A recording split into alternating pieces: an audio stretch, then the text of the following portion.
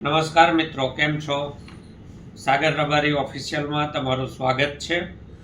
આજનો વિડીયો લઈને આવ્યો છું ડુંગળીના ભાવ કેવી રીતે ઊંચા મળે. વાત મજાની છે અને ડુંગળીની ખેતી પણ ગુજરાતમાં ખૂબ થાય છે. મારા હાથમાં ઇન્ડિયન એક્સપ્રેસ છાપાના આ એક લેખ છે. એમાં મહારાષ્ટ્રના ખેડૂતોની વાત છે. મહારાષ્ટ્રના ખેડૂતોએ ડુંગળીની સીધી નિકાસ મધ્ય પૂર્વના દેશો એટલે કે દુબઈ, સંયુક્ત આરબ અમીરાત, મસ્કત વગેરે દેશોમાં સીધી ડુંગળીની નિકાસ પોતે જ શરૂ કરી છે. આ ડુંગળીની નિકાસ એ પોતે શરૂ કરે એટલે સ્વાભાવિક છે કે ગ્રાહક તો ઊંચા ભાવ ચૂકવે જ છે. જ્યારે જથ્થાબંધમાં 200 રૂપિયે લેવાતી હોય ત્યારે પણ અમદાવાદ, સુરતમાં 40, 45, 50 રૂપિયે ડુંગળી વેચાતી જ હોય છે. એટલે વાંક ક્યાંક વચ્ચે છે, ખેડૂત અને ગ્રાહકનો નથી.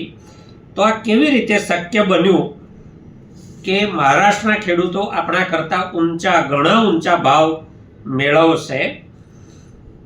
ભાવ મેળવવાની સીધી ને સાદી શરત છે કે ખેડૂત અને ગ્રાહક વચ્ચેથી વચેટિયા નીકળી જાય. ખેડૂત સીધો ગ્રાહકને વેચે તો ગ્રાહક ક્યારેય ઓછો ભાવ આપતો નથી. વાત વચેટિયાઓની છે. ખેડૂત ગ્રાહક સુધી પહોંચવાના બદલે જ્યારે બજારમાં જઈને ઢગલો કરે છે, વેપારીને ત્યાં જઈને ઢગલો કરે છે, ત્યારે ભાવ વેપારી નક્કી કરે છે. પણ જો એ ગ્રાહક સુધી જાય છે તો ભાવ ખેડૂત નક્કી કરે છે. એટલે ભાવ કોણ નક્કી કરે એ રમતનો જવાબ આ વિડીયોમાં છે. એક ખેડૂત પોતાની ઉપજ લઈને ઘરે ઘરે વેચવા જઈ શકે નહીં. સામૂહિક રીતે આ કરવું પડે.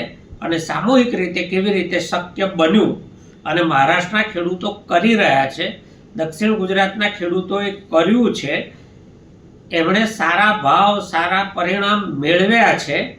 આ રીત કઈ છે એની આ વિડીયોમાં આજે વાત કરવી છે. યુપીએની સરકાર મનમોહન સિંહની હતી ત્યારે આ પોલિસી કેન્દ્ર સરકારે લોન્ચ કરેલી એફપીસી, ફાર્મર્સ પ્રોડ્યુસર્સ કંપની બનાવવાની પોલિસી બનાવેલી અને પછી એનડીએની સરકાર આવ્યા પછી એ પોલિસીને આગળ વધારી, એમાં કેટલાક પ્રોત્સાહનો જાહેર કર્યા. એના ભાગરૂપે મહારાષ્ટ્રમાં ખૂબ એફપીસી બની છે. એફપીસી બનાવવા માટે પાયાની શરત છે ખેડૂતોમાં પરસ્પર વિશ્વાસ હોવો જોઈએ અને વહીવટદારો ઈમાનદાર હોવા જોઈએ. મહારાષ્ટ્રમાં આ વસ્તુ ઝડપથી આગળ વધી અને છેક વિદેશ નિકાસ કરવા સુધી પહોંચ્યા. તો એનું કારણ છે કે ખેડૂતોમાં પરસ્પર વિશ્વાસ અને સંગઠન છે. વહીવટદારો સારી રીતે વહીવટ કરી રહ્યા છે.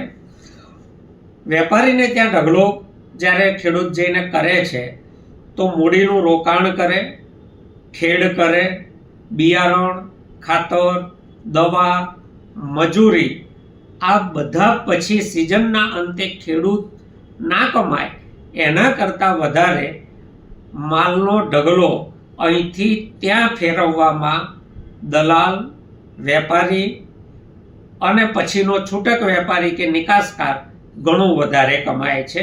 મહારાષ્ટ્રના ખેડૂતોએ આ બધાને વચ્ચેથી એક ઝટકે કાઢી નાખ્યા છે.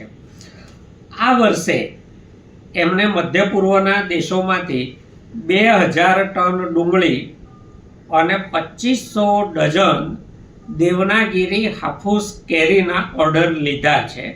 પહેલું બરાબર પાર પડે પછી એમની યોજના છે ખૂબ મોટા પાયે એક લિંક ગોઠવાઈ જાય પછી ખૂબ મોટા પાયે એમની નિકાસ વધારવાની યોજના છે. અને એને માટે જે જરૂર પડે, જે જરૂરી છે એવા 19,000 ટન ડુંગળી સંગ્રહી શકાય એવા ઘોડા એમણે ઓલરેડી એફપીસીમાં બનાવી દીધા છે. ગ્રેડિંગના મશીન, સોર્ટિંગના મશીન વસાવી લીધા છે. વિદેશ નિકાસ કરવા માટે 55 mm થી 60 mm ની સાઇઝની ડુંગળી જોઈએ તો એનું જે ગ્રેડિંગ સોર્ટિંગ કરવું પડે એ એમણે મશીનરી વસાવી લીધી છે.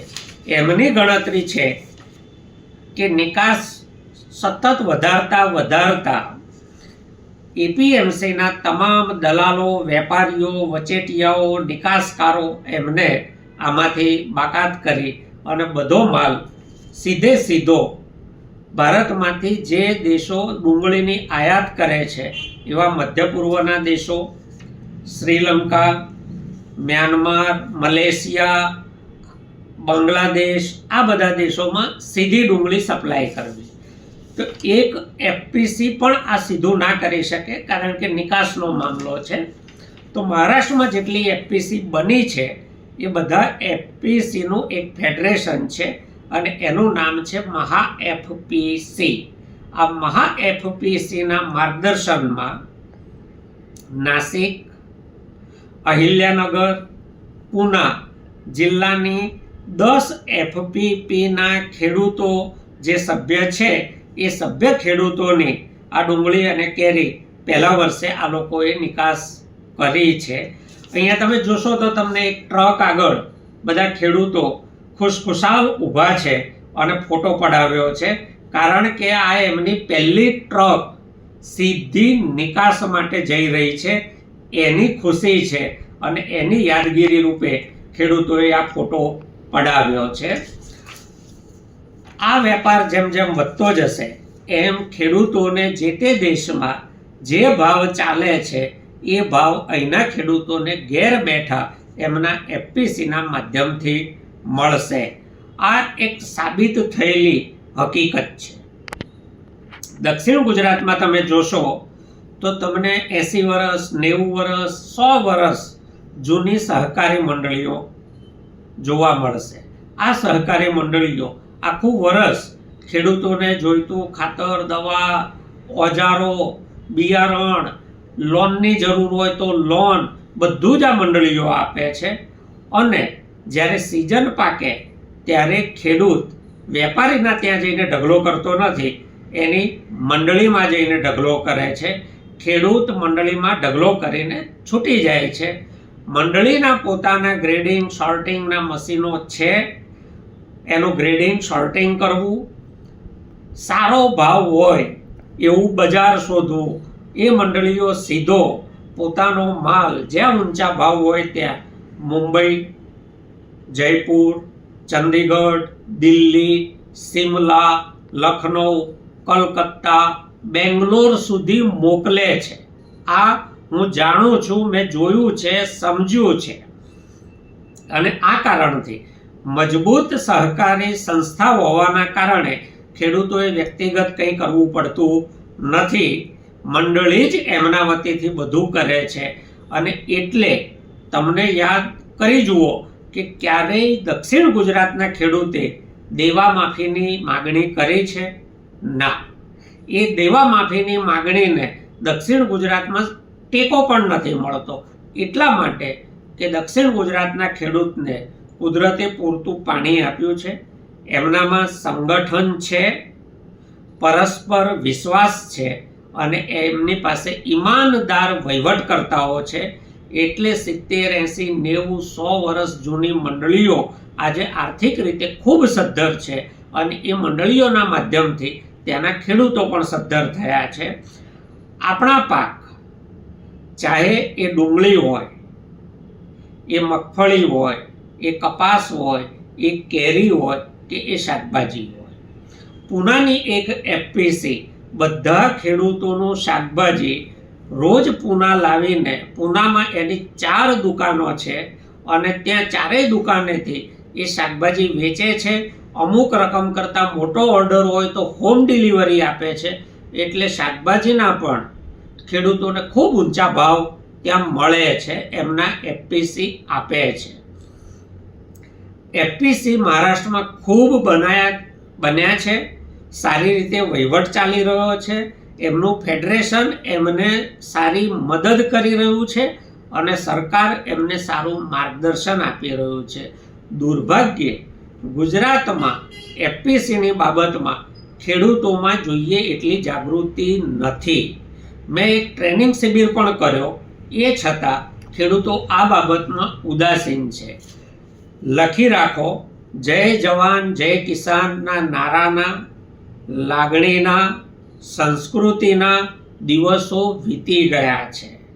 આ યુગ છે બજારનો, ડેટાનો, માહિતીનો. રોજના આ દેશમાંથી 2,500 કરતાં વધારે ખેડૂતો પોતાની ખેતી છોડીને નીકળી રહ્યા છે, કારણ કે ખોટ જાય છે. ફરી કહું, વેપારી, વચેટીઓ, નિકાસકાર આપણા સગા નથી. એ આપણા ભલા માટે બજારમાં નથી બેઠા, એ એમના ભલા માટે બજારમાં બેઠા છે. એ આપણા નફા નુકસાનની નહીં, એમના નફાની ચિંતા કરે છે. એટલે આપણે ખેડૂતોએ જાગીને મંડળી કે એફપીસી બનાવીને, આ બજારનો યુગ છે, માહિતીનો યુગ છે, ડેટાનો યુગ છે. માહિતી અને ડેટાને આધારે જ્યાં સારા ભાવ હોય ત્યાં આપણે જાતે બજાર શોધવું પડશે. દરેક ખેડૂત જઈને નહીં શોધી શકે, એ મંડળી કે એફપીસીના માધ્યમથી જ બનશે. અને એટલા માટે જો ખરેખર તમને ડુંગળીના ઊંચા ભાવ જોઈતા હોય, કેરીના ઊંચા ભાવ જોઈતા હોય, તો મહા એફપીસી માત્ર મહારાષ્ટ્રમાં જ ડુંગળી વેચવાથી શરૂઆત કરી હતી. આજે 3-4-5 વર્ષમાં એ વિદેશ નિકાસ કરવા સુધી પહોંચ્યું છે. ગુજરાતમાં પણ મોટા પ્રમાણમાં એફપીસી નહીં બને, સારી રીતે વહીવટ નહીં થાય અને જો વિદેશ નિકાસ સુધીનો વિસ્તાર નહીં વધે તો આપણો કપાસ, મગફળી, ડુંગળી, કેરી, શાકભાજી કશાના ભાવ ક્યારેય સરકાર આપશે એ શક્ય બનવાનું નથી. આપણા ભાવ આપણે જ લેવા પડશે. એ લેવાની રીત છે, એ રીત શીખવી પડશે અને જાતે આગળ વધવું પડશે. ખેડૂત પોતાનો ભાવ નક્કી નથી કરી શકતો, બાકીના બધા પોતાના ભાવ નક્કી કરે છે, એવી દલીલો કરવાથી કંઈ નહીં વળે. તમે જાતે તમારો પોતાનો ભાવ નક્કી કરી શકો એવી વ્યવસ્થા સરકારે આપી છે.